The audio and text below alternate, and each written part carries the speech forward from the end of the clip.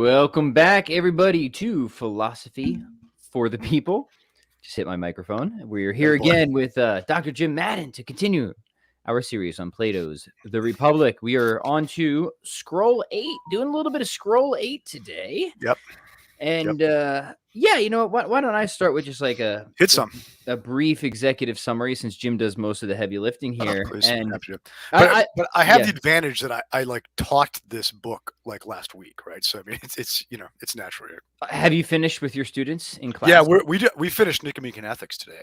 Oh wow! All right, so we have some catching up to do on the podcast. That's all right. Yeah, we'll get there. So yeah, book 8, real quick. We're kind of coming off of a huge divergent rant, really, in book 8. It is. And Glaucon, I think it's Glaucon, right? He's like, well, thanks for all that jibber jabber, Socrates, about the ideal state, but you brought something up a while ago that was really interesting, which is this idea of the 4 like bad forms of government, the 4 corrupt forms of government. Let's go back to that, right? I like how you put that. Like Socrates just took a time out to bitch. He really did. And Glaucon's like calling him out for it, right? I actually find the Republic very humorous. I think it's I think it's intended. Yeah. So Socrates like went off on how hard it is to be a philosopher. There's no place for him in the city.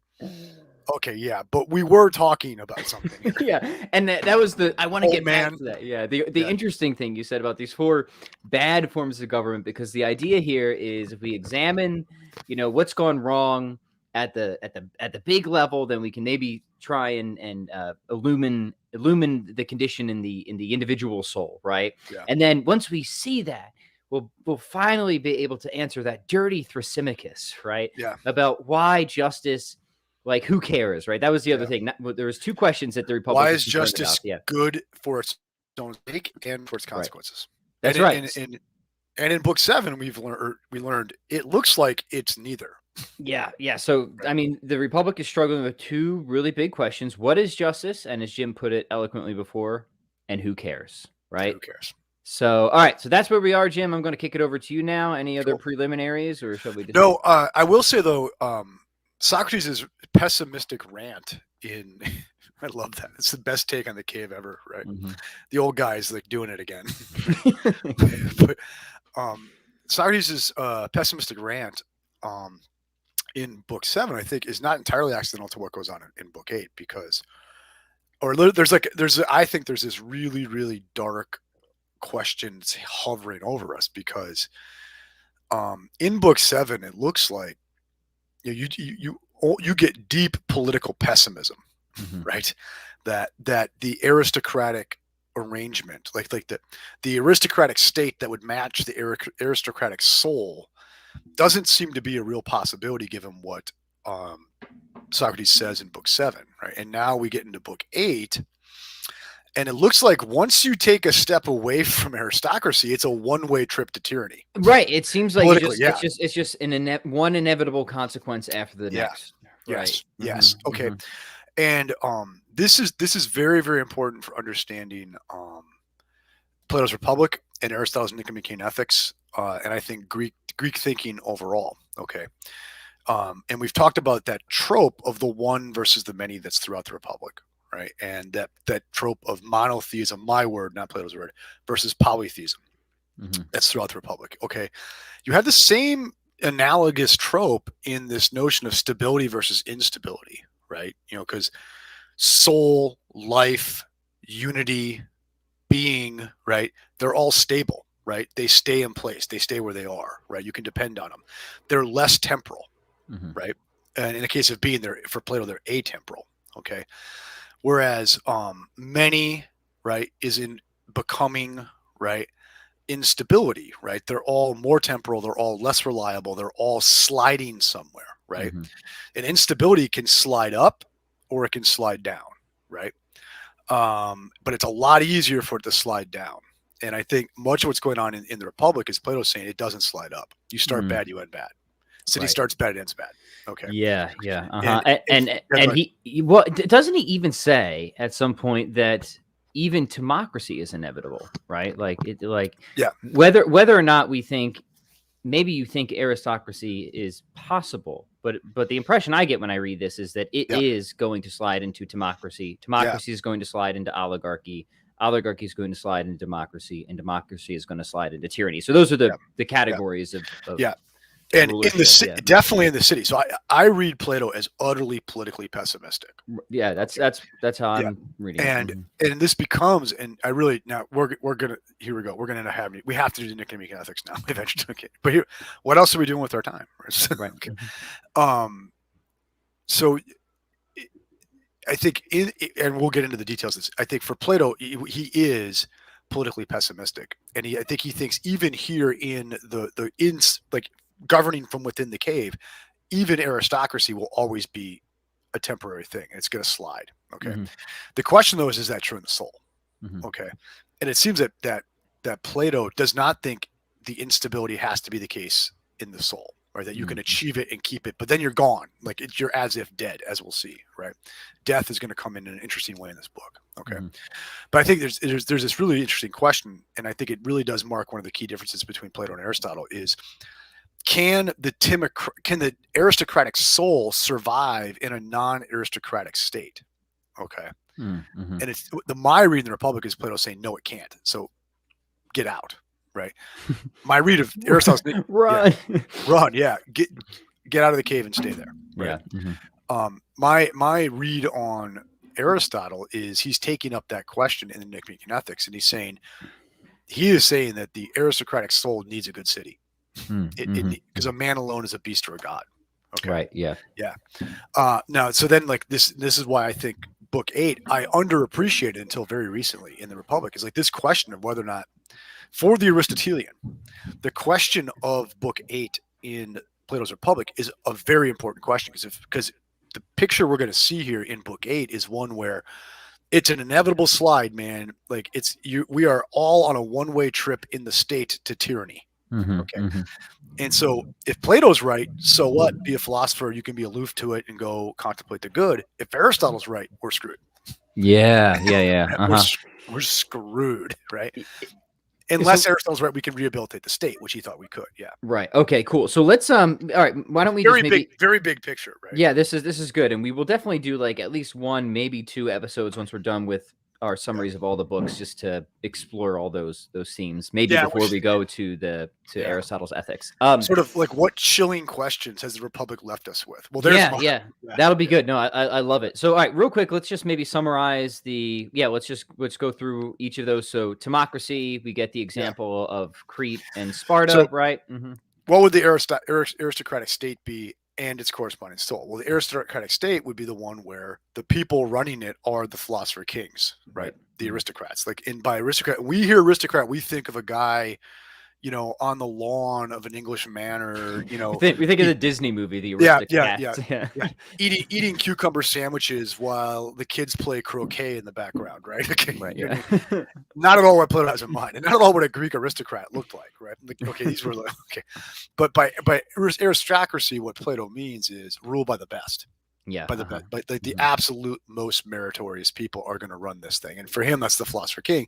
And in the soul, the philosopher king represents reason, right? Yes. Like the calculative reason. Okay, and then they're in the aristocracy, reason, right?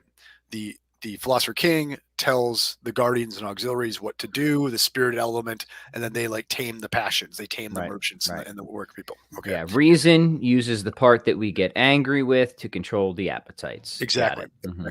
And in the state, that would be, right, you have your smartest people run things. The tough guys do what the smart people say, right? And the little people prosper as a result. That's important. It's the little people, they're the ones who get rich in this thing for Plato. Okay. And Plato's very worried because like the next level is timocracy. Okay. And timocracy is rule not by the best, but by those who are honored. Okay. And he specifically means, like, he seems to have in mind, like these are going to be like, this is your military junta, right? Yeah. He gives Crete and Sparta as 2 contemporary examples. Yeah. Right? Like these are ruled by the best warriors, the people we most honor for battle. Okay. And it's interesting. Plato says in book 8, I think he actually says, this is what most people think is the best way to go. Okay. And in Nicomachean Ethics, Aristotle says, speaking of timocracy, that it is thought that this is like the more sophisticated people go for this. Like anyone can see, like everyone knows you don't have a democracy, right? Okay, like you don't let the passions run things. Okay, so it's who do you want to run then? Well, the people we honor. Okay, now we haven't asked do we honor the best, but we do ask, do we want to be ruled by people that are honored? Okay, now this becomes a very, very important distinction in both Plato and Aristotle, because especially Aristotle will not say this is wrong. Okay, but there's a question of and this is why timocracy is unstable, because there's a question of, well, is the timocrat ruling because they actually deserve the honor, or they're just the best at getting people to honor them? Okay, so is this person famous because they're actually great, or are they famous just because they're famous? Right. We have this problem today, right? And so like the timocratic soul is someone who wants to be recognized as great, but they don't care if they actually are. Right. So if they could be great by, say, becoming a great corporate business leader, right? Becoming wink wink an oligarch, right? It might slide in that direction. Yeah. Exactly right. And so it's exactly it. And so both in the city and in the soul, these will be unstable, says Plato. So as soon as you step off aristocracy, okay, well, we don't know who the best is, but who do we recognize as the best in common now? Okay, we'll go with them. But now we're not saying what matters is virtue, is excellence. We're saying what matters is being honored. Okay. Yeah. And now, but really, the person who runs it should be the most honorable, not the most honored, right? Because as you point out, anyone can buy honor. Okay. And very quickly, it's going to become ruled not by the most honorable, but by the richest person, the person who can buy the appearance of being honorable. Okay. As I put it to my students, the guy who can like go out and buy the really bling armor and shield and look like a real great warrior, right? He's going to be honored in the common square now, right? And so now we're being ruled not by the best, not by those we honor as the best, but by the richest, just simply who happens to have the most money. Right. Okay. So now we're sliding, if we haven't already slid, into oligarchy, the next step down. Yes. Right. And I find that this is really interesting. So the oligarch understands like the instability problem. Okay, it's smart. They're money people. They kind of get it. Right. Yeah. Now, real quick before we get there, Jim, I do want to say that there is a sort of there's a hierarchy here, right? That some forms are worse than others. So even in a democracy, it's like, okay, this isn't ideal, right?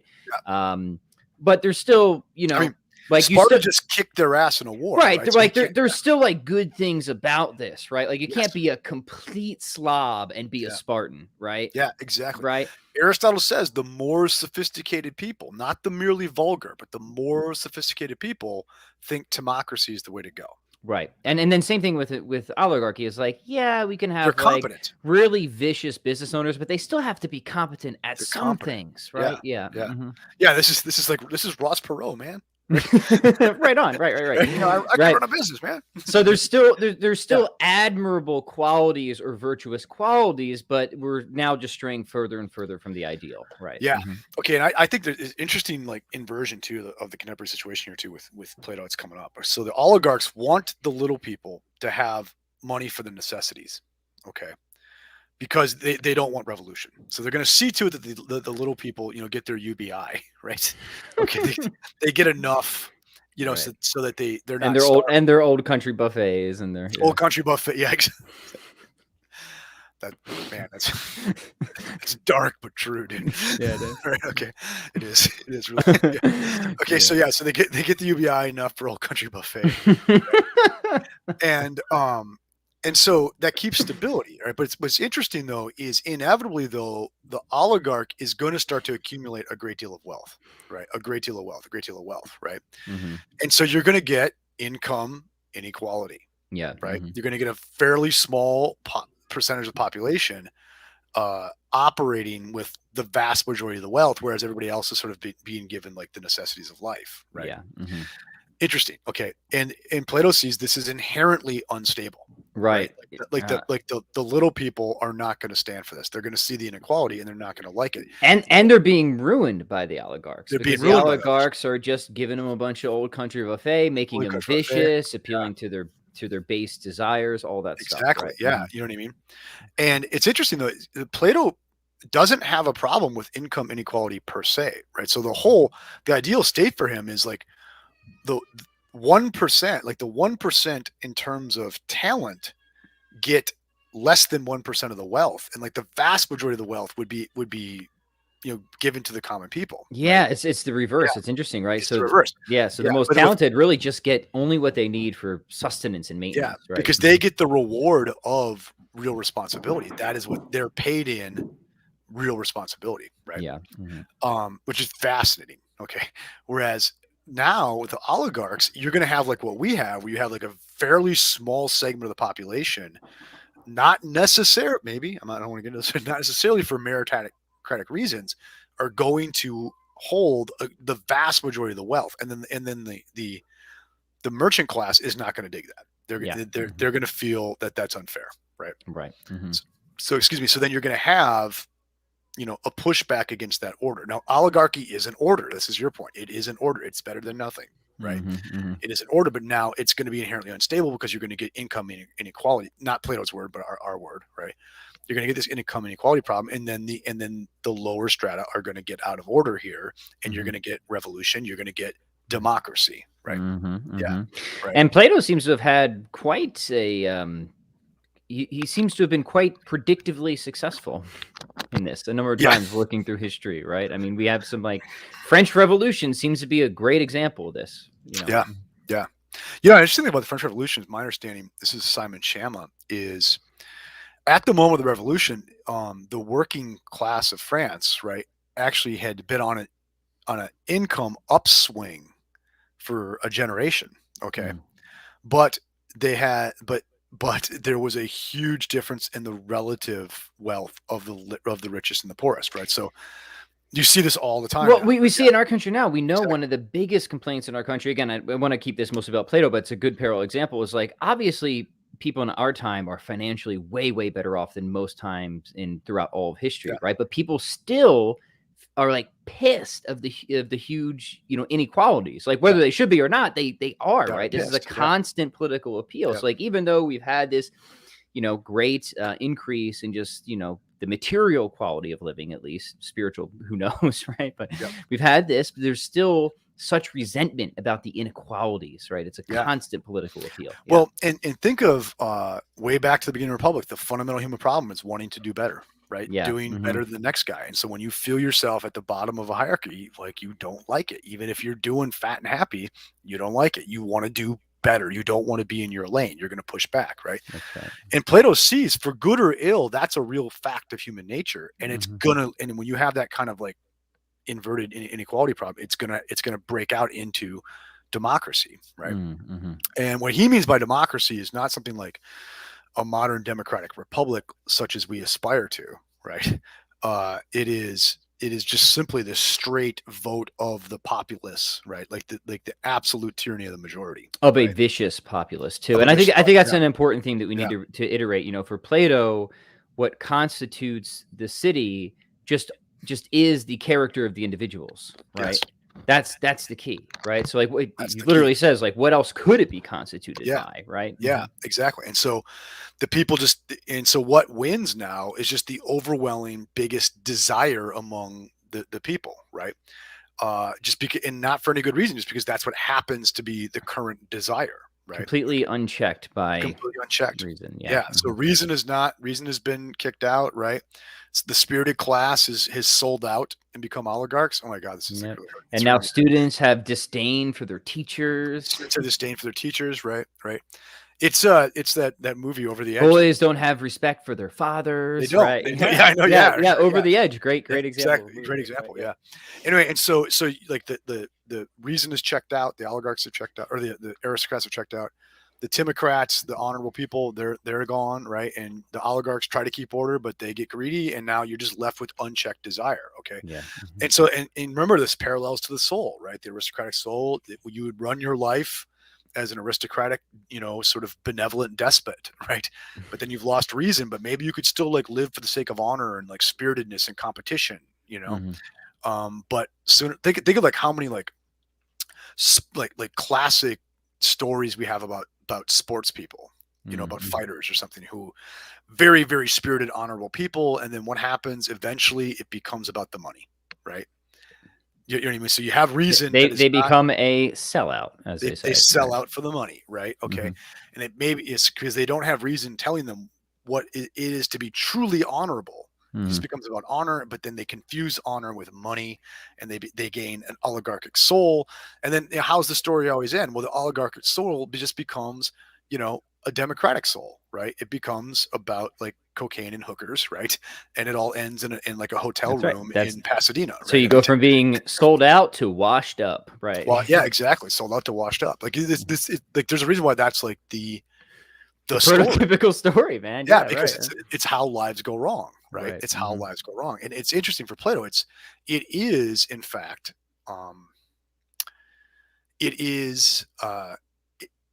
it's a one-way trip. As soon as you step off of aristocracy, and the worry is that inevitable in the state, right? You're on your way to democracy. It's going to slide there. You can see all the pieces in the republic. They just slide. It's hard to even distinguish them, right? It's almost as if as soon as you became a Democrat, you already were a Democrat. Yeah, not if, when. Yeah. Yeah. All right. So now, but democracy we aren't quite at the bottom yet. Not quite at the bottom, right? Okay, because it's almost as if like democracy's instability is its virtue, right? Because like it could go for something really bad, but it could also go for something somewhat better too. Okay. But then comes the tyrant, right? And the tyrant is the person who can really, really convince the demos, the people, right, that I feel what you feel, right? These desires you have, this overwhelming desire you have, I feel that too. And like, so it's almost as if the tyrant is the narcissistic projection of the demos, right? Like he's just a screen. He's a wall on a cave, right? That can just give them their image back to them, right? Like this thing you most desire, I'm that too, right? And so what is the tyrant? He's the master manipulator, right? And so they think of like what's the tyrannical soul? It's that person who, it's basically the addict. Like one desire has taken over here. Like you've just become a one-track heroin missile now, right? And you can constantly rationalize your vicious behavior around that one thing. Yeah, exactly. That's right. The tyrant can always give an ad hoc justification of what's going on here in terms of this overriding desire of the people. Right. I did it for the people, though, man. Right? It was for the people, right? And like your addiction, you can justify your whole life around that one addiction. So it's interesting. Like you get a kind of unity at the worst rung here, but it's a disordered unity. Right? And that's what vice is. What is vice? It's just you might even be a well-organized, vicious person, just you're completely wrong about what's good. Yeah. Right? And it's interesting. Like Plato says that the least free person in the city is the tyrant, because he has to constantly make sure he's keeping the demos, the people, happy, right? That he is their self-reflection, right? Right. And what's interesting is in book 8, you get a pretty detailed discussion of each state of the city and each state of the soul. Okay. But it's in book 9, you get almost all of book 9 is dedicated to a discussion of the tyrannical soul. Right. So you can see Plato sees this as really important. Right? Yeah. It gets its own book. Right. Okay. And and the thing is now, in terms of the city, it like the tyrant is ultimately unstable, because eventually the people will, because like the democratic people for Plato have just see freedom as a good, like just freedom from everything, right? And eventually he won't be able to keep up with them, and they will see him as a constraint, and he'll be murdered, right? And there'll be a new tyrant, and the cycle will continue. Yeah. Yeah. So excellent. Yeah. Probably pause here before book 9 then. right? Yeah. Is that good? But Okay. yeah, exactly. Yeah. And we're starting to get a hint though of why justice is worthwhile, right? Right. Yeah. I mean, because if you could not take that trip, it would be cool. yeah, like Yeah. just very like, what is the good? That which all desire, right? And we're just going to be painting a very clear picture of like, well, which of these is the desirable one, Yeah. friends? Right. Yeah. Well, and this is so remember this is a treatise on education, right? Mhm. And the Nicomachean Ethics is a treatise on education. Okay, and I think it's important to note that. And instability is so important for both visions of education. And the idea being is like, look, the most stable states are virtue, excellence, aristocracy of the soul, Mhm. and vice, tyranny of the soul. Those are the two most stable states, right? So once you end up in one or the other, you're going to be stuck there for good or ill, stuck-ish, right? And so the idea is don't screw around in the middle ground, right? You know what I mean? Don't don't spend more time in oligarchy than you have to, because it's going to push you down to democracy and then to tyranny, right? If you're an oligarch, always be trying to push yourself up to democracy, and if you're a democrat, always be trying to push yourself up to aristocracy, because the middle is unstable. The two poles are quite stable, which means when you get there, you're kind of stuck. They're going to lock you in, right? They're Yeah, gonna lock you in. spot on. Yeah, and I mean, again, that's the education component is explicit, right? So, Plato, well, Socrates, right? He says, right, that the slide happens because as soon as you make that one little drop, the education system begins to fail, right? Yeah, and you get this book too. It's like, once again, the most important thing: education. Right. Yeah. So I've been, yeah, man, this is like really good stuff. I've been watching a lot of cyberpunk movies again recently because that's like my favorite, dude. It's like, dude, I think that there were like clear periods of great, of like truly great human art. There's Dante, there's Shakespeare, and there's 1987's RoboCop, right? Nice. Like to me, like this is just it, right? Like, and like I'm thinking like, yeah, where's RoboCop on this, right? Because RoboCop is such a fantastic, like, talk about like great philosophically themed but ridiculous movies at the same time, right? Yeah. It's like in some ways, yeah, definitely oligarch, but it's hard not to see it as a tyranny either, right? Maybe we'll just have to do a whole series of we'll put in RoboCop after the ethics. And I tell you what, I strongly encourage listeners to check out a film. It's Ilyan Kazan, the guy who did On the Waterfront, called A Face in the Crowd, in Andy Griffith's first major role too. Is that right? Yeah, Andy Griffiths. Yeah, I've got that in the queue. I'm going to be watching. I strongly encourage the listener to check out that film, because I mean it's not a film where you're like, well, hey, yeah, you could kind of see this through platonic eyes. You're like, no, he's making a movie about the Republic. This is it, and it's specifically Book 8, right, of the Republic. Yeah. Well, let's take. There's a scene at one point where there's a riot going on and people are burning things in the street, and a guy looks out the window from the aristocratic mattress shop, right? So there you go. Yeah, not so subtle. Not so subtle. Yeah. All right, let's take a few comments and questions here, gentle listeners. So I already see some good stuff. Yeah. Comment from Saul says, "Cheers, men! Finally catching this live." He agrees on the humor.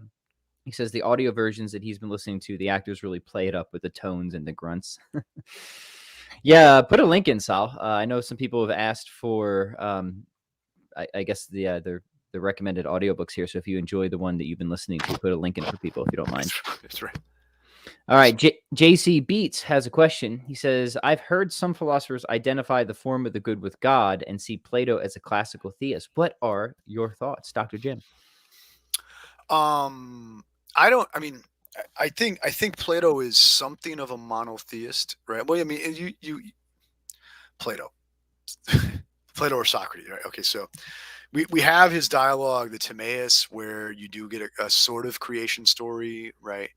But even in the Timaeus, the demiurge, the one who basically creates, looks up to the forms, like looks up to the good. Okay, and the good is beyond being.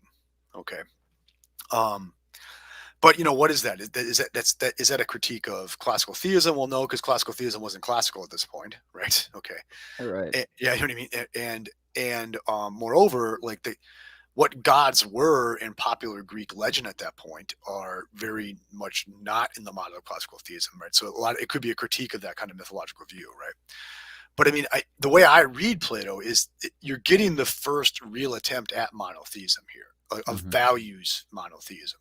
Okay, in that I read Plato as very much concerned about the problem of the many, right, as an expression of Greek polytheism, like the problem of the Greek tragedies, which are an expression of polytheism, understood in a values pluralism way. Okay, so what is the good? It is the ultimate unity that would bring a life into one thing, right? And so a lot of ways you could see it as a kind of aspirational theism. Is that right? Yeah, and you see more support of this in the laws too. Yeah, You know, exactly. in just a lot of people who just like trace history of cosmological arguments want to go to the laws as sort of one of those first Boom. fundamental seeds, right? Yeah. But also, I think if you get into Aristotle's metaphysics and you look at his argument for the unmoved mover, the unmoved mover moves things by showing up and being awesome, right? The unmoved mover is the good, right? It's the good that all things desire. Okay, so once again, I think you have a different sort of claim being made there in Aristotle than Plato, but it's very similar, right? And so do I think, I don't like to say the good is God, right? Because immediately we're going to go to this kind of like Zeus-like view we have about God, right? Which we should get over too, right? But I do think it is monotheism, or it's the birth of monotheism. Yeah. Right. Yeah. Excellent. All right. Next one comes from Brendan. He wants to know, doesn't it seem like we're in an oligarchy now? Well, isn't that optimistic? Yeah. Well, yeah. If only we were. Yeah. No, it seems that we're at least in an oligarchy, and we may be, as Plato would predict, sliding south. Right. Yeah. Agree with that. Yeah. I'm trying to think, are there any good old democracies around these days still? Yeah. That's interesting. Yeah. Probably there's probably some, provincial, like monastic civilization hidden in Tibet somewhere where they still decide it all by sword fights or something, right? Yeah. Right, yeah, maybe like the Army Rangers or something, right? Right. One or two more here. Brendan says, in light of Plato's view on what sustains a city, would you see this as basically the opposite of the U.S. system? So connected to the last comment. Yeah, I mean, the U.S. system is an interesting question. And once again, I'm not a political scientist, but we could ask the U.S. system de facto as we find it today, or the U.S. system as the founders drew it up, right? Which was rooted in a great pessimism. Yeah, I mean, like the founders were readers. I mean, like they would have read the Republic and the Greek as part of their education, right? I mean, you know what I mean? And these were people who they knew this problem. They knew they were worried about the problem of democracy. You can find that the democracy as a problem, right? For the very reasons that Plato had raised it as a problem, right? And so this is why they went out of their way to say this is a democratic republic, which Plato would say, well, that's that's an oxymoron. Right, democratic republic is an oxymoron, and this is the great American experiment. It's like, can we pull this thing off? Can we have a republic, right, that recognizes a role for the demos without it sliding into a nasty, vicious tyranny? Right, that's been the question, all along, right? And that's why we call it the American experiment, because that's right. I was going to say that's why it's been the experiment, right? Yeah, because we're experimenting with whether or not we could kind of show Plato to be wrong, that you could indeed have something halfway. Right. Yeah, I'm going to say that Plato's probably right. Yeah. And I was going to say heavy sigh.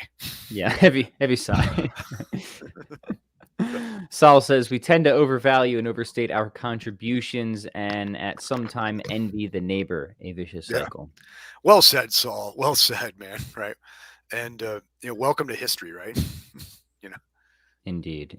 Red in tooth and claw, right? So let's finish with this, gentle listeners. Again, if you're not subscribed to the new Philosophy for the People channel, please head over there, because that's where all the philosophy action will be happening exclusively. I'll drop a link here in the comments. And it's always run as an aristocracy. Oh, undoubtedly. Got some new action over at the Substack. I'll link that as well. Jim, what's happening with you? Let's see, not much. Kind of a slow week for me. So just, trying to read as many books banned on Amazon as I can. That's like, you need a good reading list. Just start there. Exactly. Working on it. Yeah. Shoot, man, I don't think I can't think of any other announcements. So why don't we wrap it up here? Let's do it. Gentle listeners, please do like, share, comment, and subscribe. And we'll catch you guys for book 9. Adios.